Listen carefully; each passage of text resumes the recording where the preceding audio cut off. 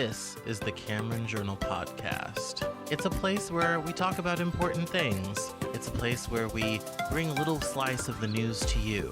It's a place where we do important things, have important conversations. It's also things that I like to talk about. My name is Cameron Cowan, and this is the Cameron Journal Podcast.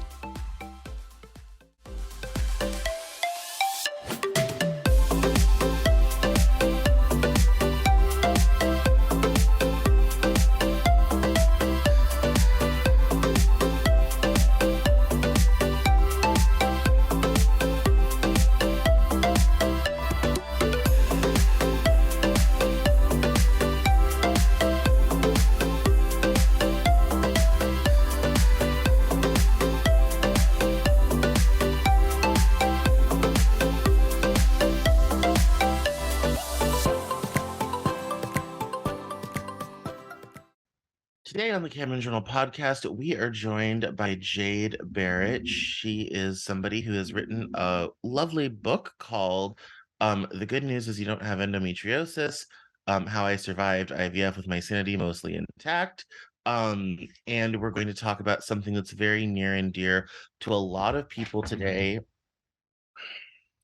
and that's infertility issues, or in my case, camera issues that we'll have to work on and fix later. But regardless of what transpired, this is something that doesn't get talked about enough still to this day, and is something that I know a lot of my readers are affected by, maybe affected by, have a family member that's affected by, all this type of thing. So this is a really cool opportunity for us to talk more about this, have more conversations about that, all this type of thing. So welcome, Jade Barrett, to the Cameron Journal Podcast. How are you?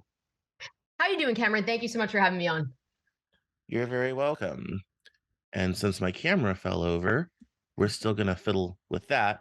But while I fiddle around with photography, why don't you tell us a little bit about your book and your journey and how you did survive IVF with your sanity mostly intact? I survived with my sanity mostly intact, and I think that that's probably the most accurate way to describe this journey. So, I mean, it kicked off in 2017 when my husband and I decided this is the time that we were going to start a family, and we expected it to happen right away because you get taught in school, at least as a girl, that one false move and you're having a baby in 9 months. So I figured, this is the time. So, we pulled the goalie. We, went, did all the things, and we were expecting to see a positive pregnancy test. And month after month passed, and it just wasn't happening for us. So eventually, my husband was the one to take the initiative to say, we need to talk to somebody. We might have a problem. So we Yeah. finally went and we spoke to an infertility specialist, a reproductive endocrinologist, who, obviously, if you are part of the infertility community, you are all too familiar with these folks. And they diagnosed us with male factor infertility. And eventually, after a lot of fighting and self advocation on my part, I got diagnosed with an infertility as well because they found that I had endometriosis. So that's where it all began. And that's how it ended too. I So in see. the book, So oh, sorry. yes. Yes. So I guess then the question, awkward though it may be, is were you successful in starting your family, or was that the end of the journey? Um, yeah, I mean, thankfully we were. And there's not a Oh, single day that goes wonderful. by that I am not grateful for our little girl because I know how close we were to things not working out and how fortunate we are to have had a positive result because it did not come easy. It was quite a battle. And I'm so grateful to have her. No, that's we'll start on an upbeat before we get to the in. One of the things I've noticed a lot in this, and I really want your perspective on this, is the way women get treated in these situations. I've read so many horror stories on Twitter. I am appalled. Like, how do doctors get away with this? It all the time, every day, with millions of women. Like, how was that? How was your experience with that, dealing with medical professionals during all of this?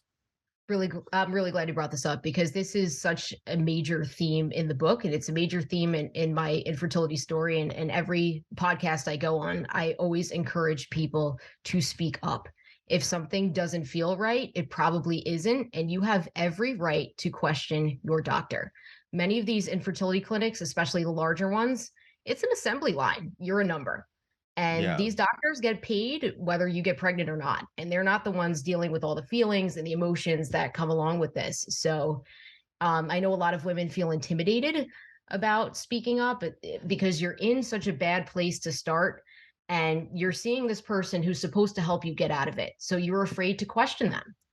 And, after a number of bad experiences, I finally was like, that's it. The gloves are off. I'm going to question every little thing these people do, and that ultimately led to me getting tested for endometriosis, and then them ultimately finding out that I did have it, and that was the reason why we couldn't get pregnant, because they were, initially all the blame, so to speak, was on my husband, that he was the one who was unable to, he was the person with infertility. So when you go into these places, our first night at the clinic was particularly notable because, as you are walking into the clinic, there's just so many feelings. You're afraid, you're embarrassed, you're just scared that things aren't going to work out. Like, what has my life come to that I'm here? And that's, at least those are the feelings that I was having as I walked in. And the doctor was so rude to us, it was unreal. He actually, Oh no, here we go again, another terrible horror story. Please continue. Please continue. well, this one will not disappoint, trust me.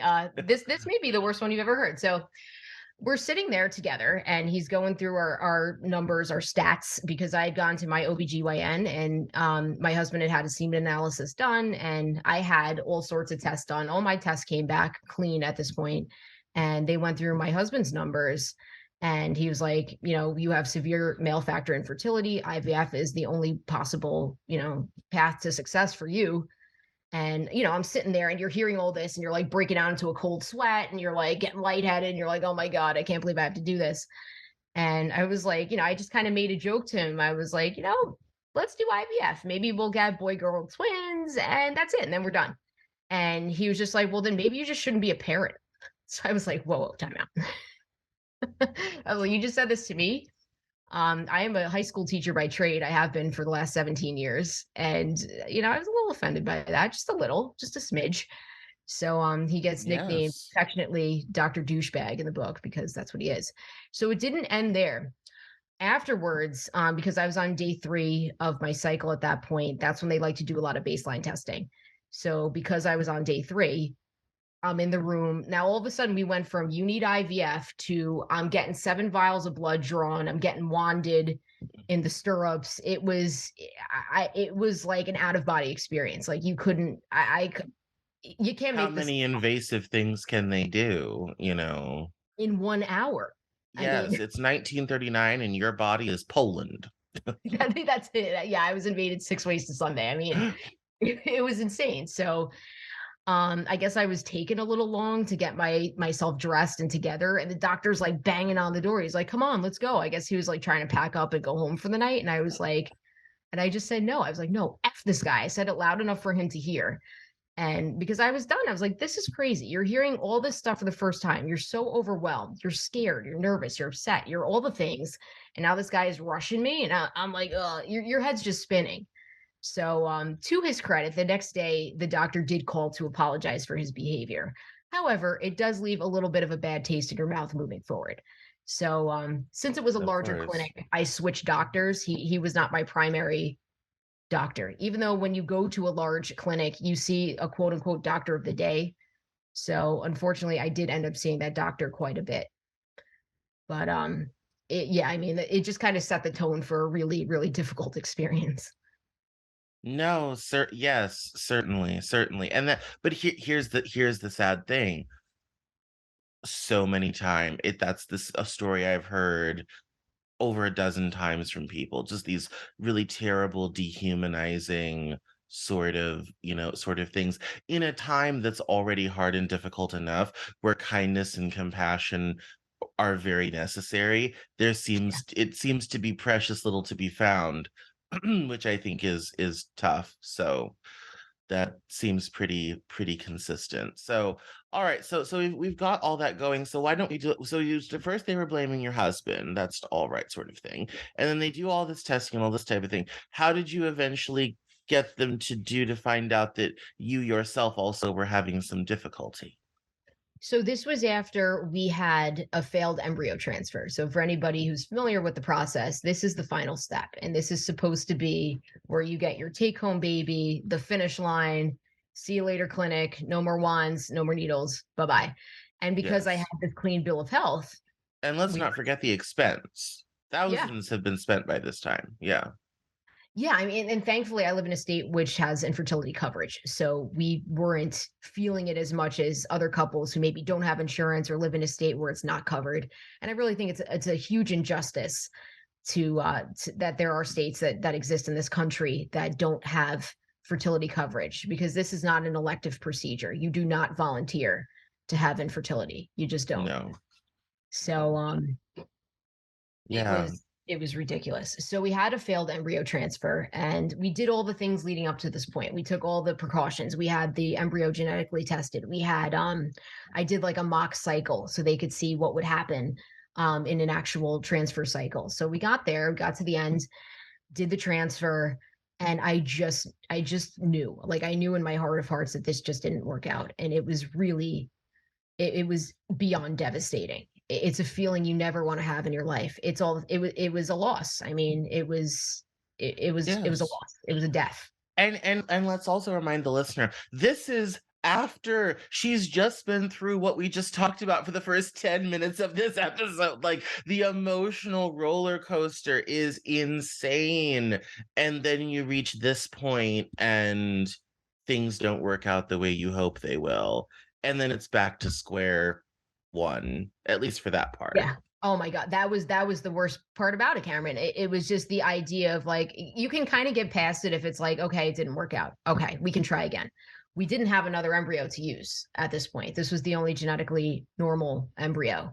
So we had to start the process all over again. And that was just the most gut-wrenching feeling because it's all those emotions again. Is it going to work? All the uncertainty, the grief, the sadness, the shame, the the fear, everything is just coursing through you. And it was a And we've very, still very got difficult Dr. time. Douchebag passing through from time to time, ever helpful. Like, The ever-present Dr. Douchebag. I mean, we just can't shake him. And he's still in yeah, the picture, unfortunately. right, But right. it's it's easily the hardest experience of both of our lives. I mean, my husband didn't leave the couch for 3 days because he was so upset. And it's utterly devastating. So I did, from that point forward, I knew that there had to be an issue with me because we're transferring a genetically normal embryo. I know that there's 150 things that can go wrong in the process, but I really believe that in my heart of hearts that I had some sort of issue. So clearly, for anyone who is familiar with this with infertility, how much time you spend on Google just looking Right. stuff up. And I Yes. spent a billion hours looking up what could have possibly gone wrong. And I found this Receptiva DX test. And I was like, I'm doing this test. I'm doing it. So I told my doctor, who now told me that I have age related infertility issues when I didn't before. I didn't before the failed transfer, which was like 2 months ago. I didn't. Now I do suddenly. Right. And I told her, I was like, I want to do this Receptiva test. Oh, you don't need it. No, you're fine. Everything's fine. Let's keep in mind here that they ask you very basic questions about your cycle. And unless you're telling them that you're bleeding out 3 gallons, they're not going to put endometriosis into the equation. When I think the real injustice lies in that this is not a baseline test for all women who come in seeking treatment or who aren't having success getting pregnant naturally. It should be one of the Yeah, baseline I tests. f- I was like, I feel like that's where you start because it's common enough. Yeah, I mean, it's not super common, but it's common enough. I mean, I know I just have, 15, 20 people I know, and I know two people. Like, so on that yeah, basis, it's common enough that, like, at least you'd want to tick the box, you'd think. But then you had to go play argument with the doctor. See, this is why these people are terrible. Continue, continue. So yeah. you want to do the test, and then they're like, oh, no, no, no, no. Like, but you're like, You no, don't yes, need yes, it. yes. Like, Oh, I said they're like, well, insurance doesn't cover it. I don't care. I mean, insurance isn't going to cover it if I go off the deep end either. So that's how close you get. You are so close to the edge. It's unreal because you're just the constant uncertainty. You're always waiting for something. You're waiting for a test result. You're waiting for, a period to start or finish. You're waiting for this phone call. You're always waiting. You're in this holding pattern. And that's what makes people nuts. And and really a big takeaway from this too that listeners can really benefit from is going to see a therapist. I know that this isn't, at the top of everybody's list, but it is so necessary and so helpful just to help you keep it together during when you go through something as difficult as this. It's probably the best thing I did because I knew that I didn't want to feel like crap all the time, and that's how I was feeling. And you need a place to go just to blow off steam, and it's very much worth it, and most insurances do cover it. So getting back to the test, in the meantime, after the failed transfer, we did look to get a couple of second opinions. And at the second opinion doctor, they asked those very basic baseline questions once again, just regarding your cycle and whatnot. And this doctor, the second opinion doctor, was the one who said to me, she goes, "The good news is you don't have endometriosis." And I was like, "That's great, doc. Thank you very much." But over at our clinic, we were going through with Receptiva, which is like it was like a blood draw every day. There was no medications, thank God. But it was a daily blood draw until they catch your ovulation, and then they can go in and see if there's any issues in there. So they do an endometrial scrape, which is extremely unpleasant, as one would imagine. But Yes. it was well It's right. worth it. It's right in the title too. Scrape. Yeah, yeah, So scrape. You're yes, like, it's yeah, give me a little terrible. scrape, Yes. just a little bit, just but it was well worth it. I mean, it was probably 30 to 60 seconds worth of excruciating pain, but lo and behold, the test comes back, wonky in 2 out of 3 categories, and I likely have some degree of endometriosis. So the next steps, which they recommended, were to do 60 days of Lupron, and Lupron is medically induced menopause. And that doesn't work for me because you are having hot flashes. You are having these mood swings. I was feeling depressed. Like I never had any of these issues before, and I Right. wasn't doing that for 60 days. So I said, "What about a laparoscopy?" "Well, I don't know. I got to talk to my colleagues about it. No one's ever requested this before." I know that I could be recovered from a laparoscopy infinitely quicker than 60 days of Lupron. I know it's not going to take me 60 days to recover from this. So after I had yet another egg retrieval for IVF, the doctor said, "Oh, I spoke to everybody and you can do the laparoscopy if you want to." I was like, "Oh, well, thank you for your permission. It's my body." Like, so Yes. And that that's what finally got the job done. the laparoscopy, yeah, they went in. Yes, they did an excision. So they were at least, I wanted them to at least cut me open and look through and see if there's any other issues that aren't being detected by whatever other blood tests, ultrasounds that they're doing. So I really wanted them to go in there and take a look. So it turned out I had stage 2 endometriosis. They removed, different lesions, different patches from various locations in my lady region. And the belief was that I should be able to now carry a pregnancy successfully. And I Well, was. now, yes, now that we have the right container and there's a home for the little one to live in that's all clean and tidy, perhaps Yeah. maybe something will say, well, this will And work grow now. here. Yes. Yes. Yeah. And now it has done. It has done. That's wonderful. That's Yeah. wonderful. So that, We're so fortunate. We really are. But I know that we yes. wouldn't have gotten here if I didn't push for it. So that's what I really hope that anybody who's listening to this, if you are feeling like I can't talk to my doctor, you need to go to your place of inner courage, and you got to leave it all on the field. You don't want to leave any stone unturned when it comes to this because like you said, it's your money, it's your time, and it's your sanity. It's so worth it. Just ask the question, make the comment, do whatever it is that you feel you need to do in order to get the best care because these doctors aren't going home crying at night like you are. No, and it's funny, and I'm glad you mentioned that because I want to return to mental health for one moment.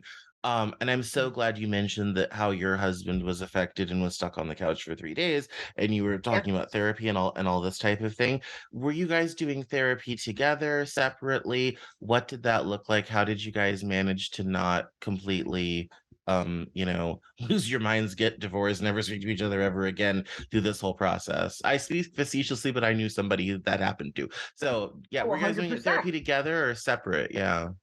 We did one session together and mostly separately. I mean, he saw his own therapist and I saw mine. So that's what worked best for us. And I understand. I mean, this brings you to the brink of a lot of things. And I know that a lot of marriages come to a crossroads.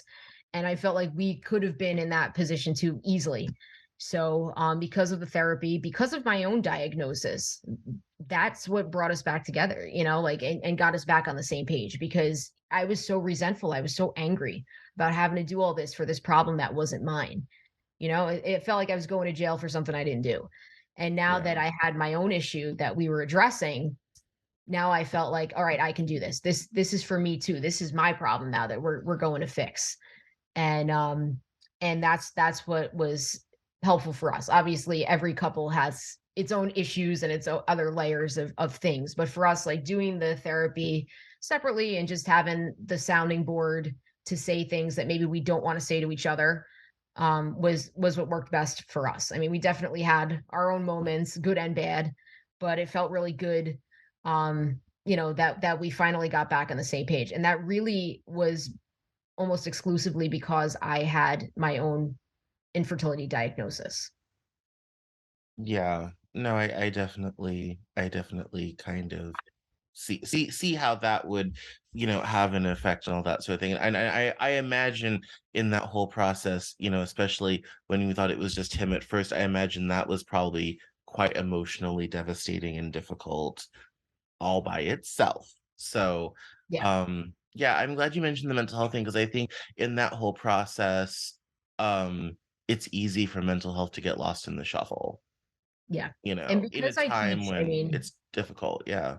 oh, 100%. I mean, I see it every day and I see how much people, because of COVID too, because COVID was just getting started as we were getting started with our IVF process. So, Yeah. um, it's I think, for all the bad that COVID brought, it did bring a lot of attention to mental health awareness because it's so necessary. Because if you're not okay mentally, you're not going to be okay physically either. So, I knew the importance of that just having been a teacher for so long. It's really important to, try to get to a problem early before it becomes a complete uncontrollable disaster. So that I saw the importance of that, and that's why I wanted to get into therapy right away. And my husband had been too because he had his own stuff that he needed to work out. But it was enormously important, and I always look forward to those sessions to just get it out there, just vent and let it all go.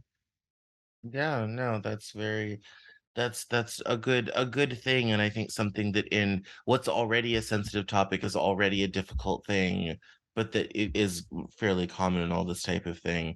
Um, to be mindful of in this whole process, in this whole journey, you have to preserve your mental health as well. That should be So, number one. I mean, we become so consumed by the process of like, oh, well, I have this doctor appointment coming up. We're doing this test. This is you're always looking ahead. And I think that kind of helps you to kind of maybe live in the present a little bit more because you're always, when you're in this vortex of awfulness that is infertility, you're always looking about at what's around the next corner.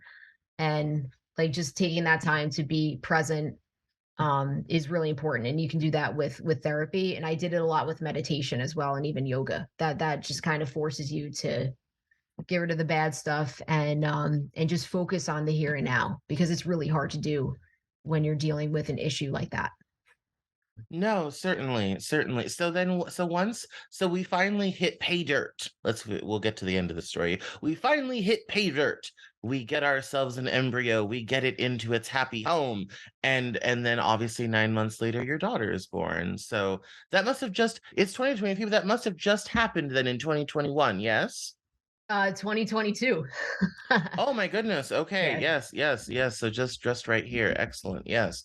So that must have been, even though a nerve-wracking but exciting 9 months, I would imagine. Yeah, yeah, it was hard. It was hard, and I'm not gonna lie and say that I loved every minute because I really didn't. And that added another layer of guilt too that maybe people can relate to or not. I had a hard time with being pregnant. It was tough. And My dear friend got pregnant when she was 21 years old with with her husband, and she's her mother her sister had 6 kids. She only had one because she's like, pregnancy never again. That is not a thing we will do any further. So yeah, I think that's, I'm glad you say that, because I think a lot of women would feel better feeling it if others said it, even, in your situation where you really wanted it and went through this whole journey that we've spent the last 20 minutes talking about to get all this type of thing, to be kind of like, yeah, it's a whole, I mean, you're 3D printing a new person. No yeah. easy thing. Like, You are.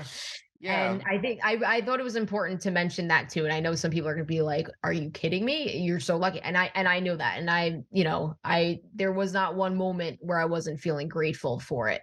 But that therein lies the other issue that comes with having dealt with infertility too, because you feel like you're not allowed to feel uncomfortable or miserable, because I did quite a bit while I was pregnant, but I never lost sight of how lucky I was to be there and how hard I worked to get it. So it's kind of, again, this mixed bag of emotion that comes with having dealt with something so difficult, because you don't have to like being pregnant either. And I want to put that out there too. Just because you struggled doesn't mean that you're ungrateful if you don't love being pregnant, because you don't have to love being. Yes. No, and unfortunately it's a temporary condition. So Yes, thankfully. that's yes. So are you, I can imagine you would, but are you guys gonna try for another, or are you one and done? I'm a one and done, sir. I don't blame you. I don't blame you. This whole journey, I do not blame you at all, at all. So I definitely understand that. So, well, yes, and this is exciting. So now, I guess my next question is: so you've just done all this. When have you found time to write a book?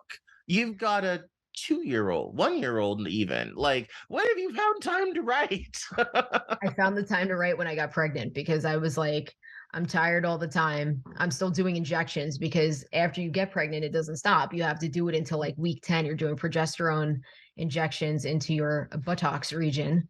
And Yes. it's very, very uncomfortable. And it makes you feel exhausted all the time. So Mm, you have to do it during the day and at night. So any bursts of energy that I could muster during the day, because plus you're tired from growing this whole new human too. So you're just tired times 100. Any energy that I could muster, I took to write the book. And I'm also a teacher, so I'm home during the summer. Fortunately, I don't work during summers, so I took that time to sit down and write, because I thought it was really, really important for me to get this story out there, because I know there has to be tons of people everywhere who are afraid to speak up to their doctor, who really feel like maybe they're not getting the best possible care. They do feel like yet another number, because these clinics are like assembly lines. That's it. Like, you're in for your ultrasound, you for the blood. It's right. brutal. There were some mornings that there was like 50 women standing in line outside during COVID, because obviously there was protocols in place, but it just made you feel even worse that you're standing in this crazy line to go inside to get your wanding and your blood draw, because you feel like you're defective in some way. You felt like you're a car that's at the repair shop. That is how I Yes, felt during a lot yes. of the treatments. Yeah, that's quite difficult. I mean, I can't, it's already hard enough, and you did the bulk of this during COVID. That's Yeah, I did. just insane, absolutely insane. And Yeah. that you use your energy to write the story down to share it with other people. That is truly awe-inspiring that I really wanted to get it out there, because I think that infertility is such a taboo topic. Like, people just don't want to talk about it because It they feel is. No, that's why uncomfortable. I had you on. I always Yeah. like having on people on who talk about things we don't talk about enough. And there's a lot of as I have grown older, my listenership has come with me. And I know that even though I'm not a parent podcast or families, all this type of thing, I don't do that sort of thing. I know that there's listeners out there that need to hear this. So, like, I specifically was like, yes, this isn't normally, we do news and politics here. We don't normally talk about this. But I'm like, no, like, our demographics are at the time when people might be having some difficulty. Let's have the conversation. Yeah. And thank you And for that. yeah, and let's talk about this, because it is not talked about enough. You're absolutely correct. Yeah, and a lot of people like retreat to within themselves because they feel like they can't talk to other people because somebody will say to you, "Well, why don't you just relax? If you relax, it'll work out. Don't worry about it, or go on vacation, or just do IVF." And they just throw these things around like it's nothing, and it just makes you feel 10 times worse because don't you think we've thought of that? Like, and nobody Right. wants to do IVF either. So I really hope that anybody who decides to check out the book can feel like somebody understands them. And it also really helped Yes. me find some closure to a really devastating, traumatic situation. So it kind of helped me put everything in the past and kind of gave me the strength to just put it away, move forward, and try to turn my pain into helping other people who are in the No, same absolutely. And situation. I think it's something where especially you know, millennials were having kids much later than our parents, which Yeah. means the reality is there's a lot more people that are going to face this um as time goes on.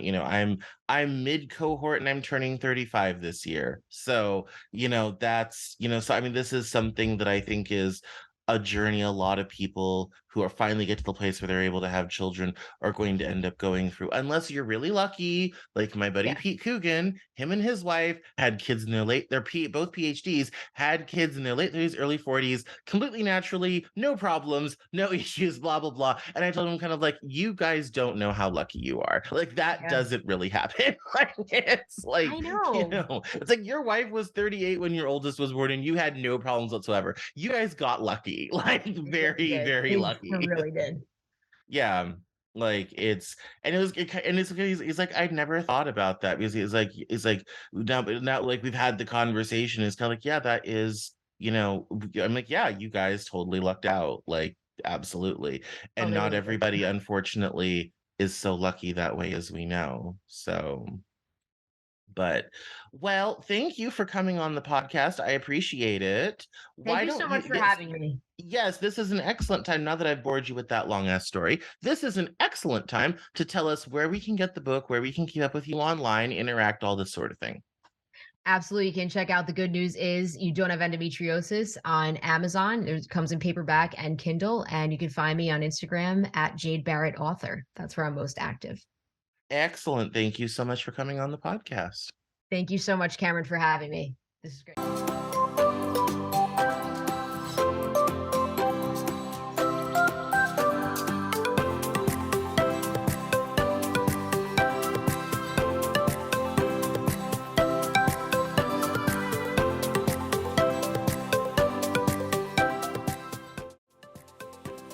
That's all for this episode of the Cameron Journal podcast.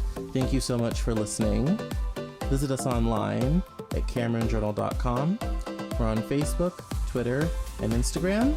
And I love to talk to my followers and listeners, so please feel free to get us on social media at Cameron Cowan on Twitter.